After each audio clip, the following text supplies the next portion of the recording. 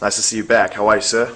I'm good, man. I'm good. Awesome. Got my water. I'm good. There you go. With this new album called Recovery. I want to get just a few words about the making of this record. About how long it took, and how was it an enjoyable experience for you? Would you rate the enjoyment of it compared to your previous records? It was damn. How do I rate that? It was definitely a fun album to make. It was one of them things where it felt like a breath of fresh air to get so many different tracks, different sounds from everybody, and be able to make a record, and also to thinking outside the box, being able to go outside the box and just get different tracks and things like that. It was definitely fun, man. I felt like I got a chance to experiment with play around with different flows and things like that, because I've always been, I think, the type of artist that just does whatever the beat's telling you to.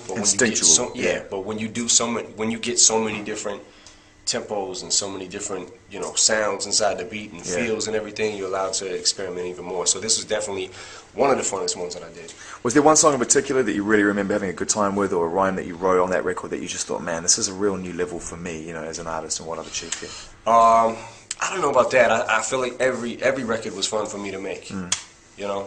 If it wasn't, I guess I wouldn't have did it. Yeah, that's true. I mean? Yeah. The records that weren't fun for me to make probably came out that way. It probably sounded like it, so they probably didn't make the album. I heard you say that before, actually, that you sort of felt like you were at a point in your life where you could look back on your back catalogue and what you've achieved and feel like that maybe you undersold yourself as an artist or your talent with a few records. At what point did you come to that realization? That I undersold? Well, yeah, that you made records that you felt weren't necessarily like up to your own standards.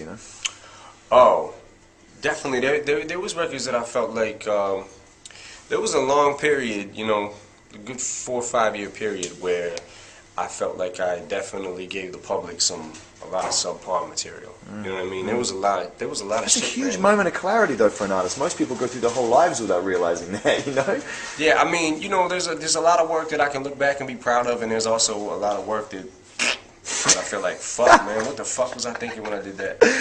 What's coming up next for you, real quick, before I let you get out of here and get on your plane, man? What's happening?